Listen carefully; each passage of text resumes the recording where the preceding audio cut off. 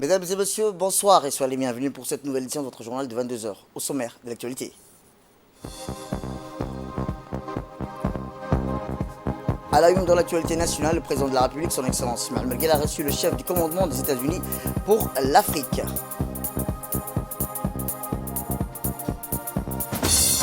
Toujours dans l'actualité nationale, innovation, la technologie au service de l'agriculture de précision.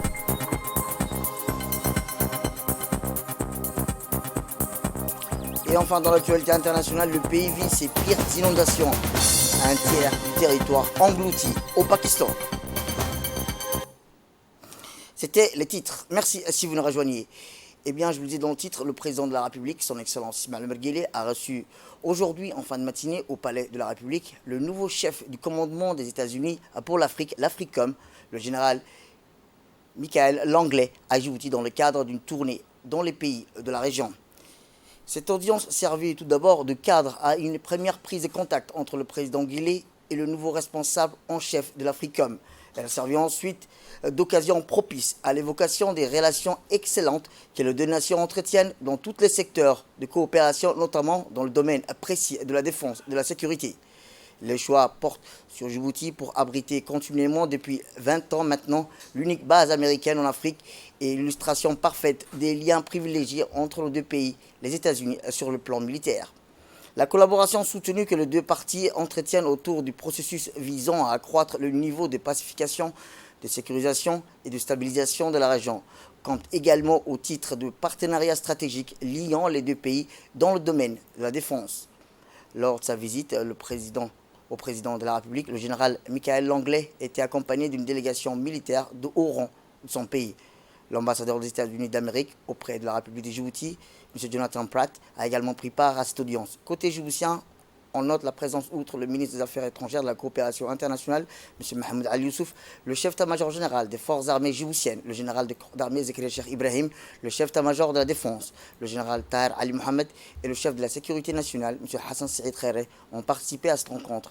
A noter la présence aussi de cet événement du secrétaire général de la présidence, M. Mohamed Abdullahi Ouaïs. Eh bien, le nouveau chef du commandement des États-Unis pour l'Afrique, l'Africom, a indiqué qu'il a évoqué avec le président de la République plusieurs sujets. Vous savez, a-t-il dit, Djibouti est un partenaire stratégique. Elle joue un rôle majeur pour la stabilité régionale. 25% de leurs forces armées participent pour la paix, à la stabilité en Somalie. Eh bien, voici les propos du ministre des Affaires étrangères après la rencontre entre le président de la République et le général Michael Langley. Les États-Unis sont des partenaires très importants dans la lutte contre le terrorisme et l'insécurité. Il a trouvé tout à fait naturel de venir d'abord rendre visite au président Guelleh pour se présenter à lui et surtout donc exposer sa vision, la vision des États-Unis sur la façon de traiter les questions de sécurité, d'insécurité et surtout de terrorisme dans la Corne de l'Afrique et sur le continent africain de manière générale. Les relations entre les États-Unis et Djibouti sont excellentes. Je crois que le coin Lemonnier aussi et les militaires américains qui se trouvent parmi nous font œuvre utile dans la lutte contre le terrorisme, la piraterie, etc. C'est un partenariat qui dure depuis 20 ans et le président Guelleh a réitéré donc la disponibilité de Djibouti à continuer à consolider les relations entre les États-Unis et Djibouti. Je crois que c'est un partenariat gagnant-gagnant et nous sommes heureux d'avoir aujourd'hui la présence du général Langley à Djibouti qui est en train donc de faire une tournée dans la région. Et je crois que le rôle des États-Unis est très important dans la stabilité et la sécurisation des routes maritimes principales qui passent devant chez nous et également de faire en sorte que les États de la Corne de l'Afrique qui sont en prise avec le terrorisme aient la capacité de pouvoir lutter contre ce phénomène. Voilà un peu globalement les objectifs de la mission du général Langley. Autre actualité, suite aux inondations dévastatrices qui touchent le Pakistan, le président de la République, son Excellence Ismaël Merguel, a dans un message adressé aujourd'hui à son homologue pakistanais, M. Arif Alvi, fait état de sa compassion et solidarité avec le peuple frère du Pakistan sous le coup continu de plusieurs mois d'une catastrophe naturelle hautement dommageable, source d'un nombre de victimes s'élevant désormais à près d'environ 1200 personnes à plus d'avoir détruit des pans entiers des terres agricoles ainsi que d'autres infrastructures vitales à l'économie de ce pays. Le peuple et le gouvernement se joignent à moi pour exprimer leur sympathie et compassion à la nation sœur pakistanaise dans l'épreuve terrible de cette tragédie, a écrit le président Guelleh dans le télégramme envoyé à son homologue Arif Alvi. Je forme le vœu d'une prompte cessation de ce drame insoutenable qui frappe la nation sœur pakistanaise, a-t-il poursuivi, relayant sa foi en l'aptitude du Pakistan à surmonter rapidement les conséquences douloureuses et multiformes causées par les inondations ravageuses. Eh bien, comme je vous le disais, ces inondations dévastatrices qui ont touché le Pakistan depuis début juin sont le pire de l'histoire du pays, a annoncé mardi le Premier ministre. Des pluies torrentielles qui font suite à une sécheresse et des vagues de chaleur inédites montrent la vulnérabilité du pays face au dérèglement climatique. Un tiers du Pakistan est noyé sous les eaux de la province du Khyber, dans les contreforts de l'Himalaya, aux régions arides de Balochistan et du Sindh.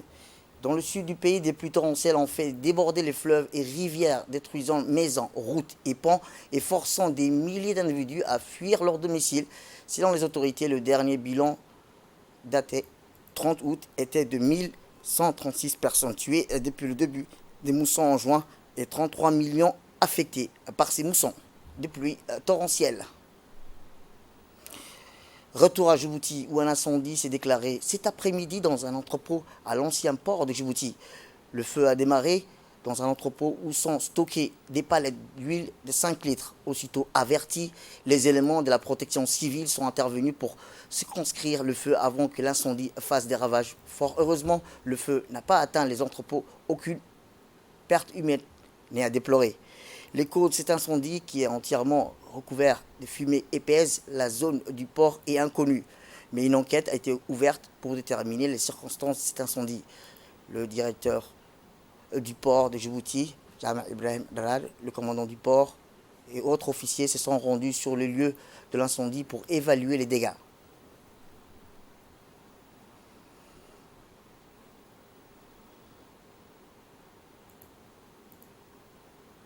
Eh bien, dans une interview accordée à la presse, le directeur général du port, M. Jama Ibrahim Darar, a indiqué que ces palettes d'huile qui a pris feu et que le feu n'a pas atteint les autres entrepôts. Il a tenu à féliciter les pompiers pour leur coordination et leurs actions et le professionnalisme dont ils ont fait preuve pour circonscrire le feu avant que l'incendie soit ravageur.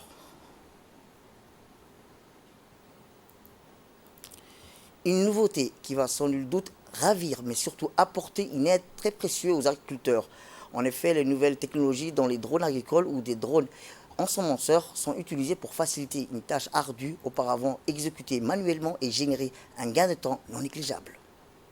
Une nouveauté qui va sans doute ravir, mais surtout apporter une aide très précieuse aux agriculteurs. En effet, les nouvelles technologies dans les drones agricoles ou des drones ensemenceurs sont utilisées pour faciliter une tâche ardue, auparavant exécutée manuellement et générer un gain de temps non négligeable. Initié par le gouvernement pour lutter efficacement contre la désertification et le changement climatique, le ministère de l'Agriculture s'est doté de 2 drones ensemenceurs. Il s'agit de drones agricoles capables de semer une très grande quantité de graines automatiquement. Les récentes pluies qui ont largement arrosé l'ensemble du territoire national se sont avérées bénéfiques et c'est ainsi que le ministère de l'Agriculture a fait survoler des drones pour l'ensemencement de barrages de l'amitié Djibouti-Turquie et du barrage de Kurtimale 6 à Grand Barra, ainsi que celui de la plaine d'Aouda dans la sous-préfecture de Dora, une zone refuge pour l'élevage transhumant. Force est de constater que le drone, utilisé par le ministère de l'Agriculture, a survolé plusieurs hectares et ainsi réalisé l'ensemencement d'acacia nilotica sur 50 hectares à Kurtimale et 40 hectares à Otay, dans la sous-préfecture de Dora. Également à Daouda, toujours dans la sous-préfecture de Dora, le drone a réalisé l'ensemencement sur une surface de 100 hectares. C'est une aubaine qui se présente pour l'acacia nilotica, dont le point positif est qu'il peut rester sous les eaux pendant plusieurs mois. Acacia nilotica, plus connu sous le nom de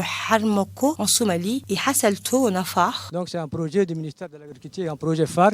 Là, nous utilisons un appareil nommé drone, qui est une technologie avancée pour permettre l'ensemencement des graines qui est de l'espèce acacia. Ce sont des graines enrobées qui ont la faculté d'atteindre l'objectif qui est le sol. Donc aujourd'hui, c'est un projet que nous envisageons au niveau national jusqu'à d'Orra jusqu'à Assamou, à Lissabié, plutôt à Dikil aussi. Donc c'est un projet phare du ministère de l'Agriculture. Le choix d'ici, si vous voulez, actuellement il y a la disponibilité de l'eau.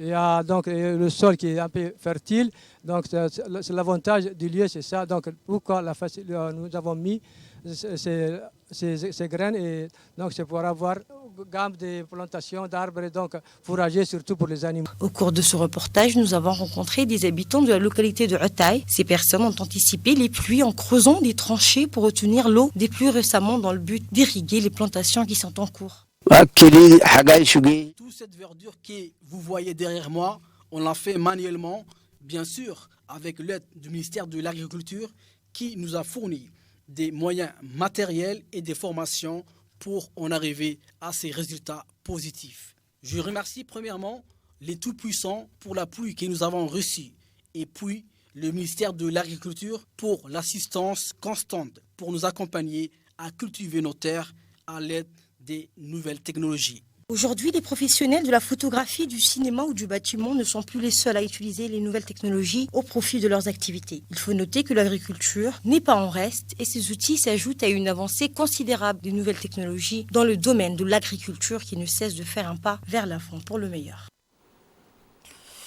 Une importante délégation conduite par le ministre de l'Énergie chargé des Ressources naturelles, Younis Ali Guedi, a pris part aux travaux de la deuxième édition du Salon des énergies renouvelables des pays du MENA, qui s'est tenu du 28 au 29 août dans la capitale égyptienne. 2 jours durant, près de 4000 participants ont échangé sur une quinzaine de thèmes relatifs à la promotion des investissements aux technologies et innovations dans le secteur des énergies renouvelables, à la deuxième édition du Salon des énergies renouvelables des pays du MENA, au Centre international d'exhibition du Caire. En effet, le ministre, accompagné de l'ambassadeur de Djibouti au Caire, M. Ahmed Ali Barre, et de son conseiller technique principal, celui chargé du monde arabe, Abbas Aden, ainsi que du directeur général de la Société internationale des hydrocarbures de Djibouti, M. Dabar Adawi, participent en effet à cet événement qui regroupe les pays du Moyen-Orient et de l'Afrique du Nord. Retour à Djibouti, où la finale des activités estivales, tournoi des jeux traditionnels, le centre de développement communautaire de Dikil a abrité hier matin la finale du tournoi des jeux traditionnels qui s'inscrit dans le cadre des activités estivales lancées il y a quelques semaines par la ministre de la Jeunesse et de la Culture, Dr Hiboum Assoué, présidée par le sous-directeur régional. La compétition a réuni plusieurs jeunes issus des différentes localités que compte la région de Dikil. Elle a été honorée par la présence de nombreux représentants de la région de Dikil, à savoir en premier lieu M. Adandrar Moussa et de M. Ibrahim Gouro Abdallah. On note également la présence des autorités traditionnelles et religieuses de la région de Dikil. Après avoir remis les trophées respectivement aux lauréats des compétitions, le sous-directeur régional de Dikil du ministère de la Jeunesse et de la Culture, M. Mohamed Marouiti, a souligné dans un premier temps l'importance de cette compétition dans la sauvegarde des jeux traditionnels à travers des compétitions, tout en encourageant les jeunes à pratiquer davantage ces traditions. Cette compétition s'inscrit dans le cadre des activités estivales ayant pour but de développer la transmission par la praticiens et la perpétuation, la pratique des jeux traditionnels par les jeunes. GST, Jeux de société traditionnels, initié par notre ministère de la Jeunesse et de la Culture, son Excellence Dr Hiboum Assoué. Et c'est pour but, c'est valoriser ces jeux traditionnels à travers la région de l'intérieur et à travers les jeunes aussi. Et c'est la ministre qui l'a initié. Bientôt, on va aller, les finalistes à Arta, vendredi et samedi. Et cette compétition déroulée pendant 2 semaines dans la région de Dikil. Des localités de Gourabous et de Mouloud ont participé. Et aujourd'hui, nous entamons la finale. Et le meilleur, on a sélectionné. Et aussi, il y avait beaucoup de participation des jeunes, des filles, des garçons, et en même temps aussi le premier responsable, Adandrar Moussa, le préfet, et le vice-président par intérim, et le président du conseil régional, Ibrahim Gourou. Ils ont tous participé, et Inch'Allah, et on va jouer aussi les finales interrégionales au Arta, Inch'Allah, vendredi et samedi prochain. Autre actualité dans ce 22h, c'est aussi les travaux de la réunion de coordination et de concertation pour l'amélioration des conditions de vie des habitants de la ville de Djibouti se poursuivent.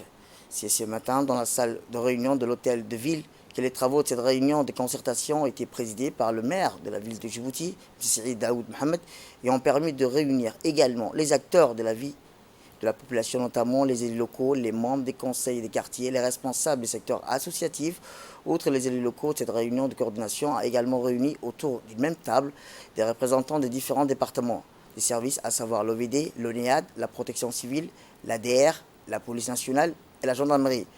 Plusieurs axes étaient inscrits à l'ordre du jour de cette réunion, à savoir l'insalubrité, les garages illicites, les eaux usées dans les quartiers, la réhabilitation des routes après les fortes pluies, la lutte contre la délinquance juvénile, la prolifération des incendies et la méconnaissance de ces fléaux et autres points importants pour le développement des 3 communes.